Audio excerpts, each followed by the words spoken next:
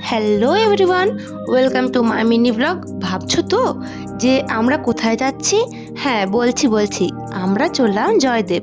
আমাদের পালি থাকার কারণে সেখানে ফ্যামিলির কিছু সদস্য অনেক সকালে পৌঁছে গিয়েছে।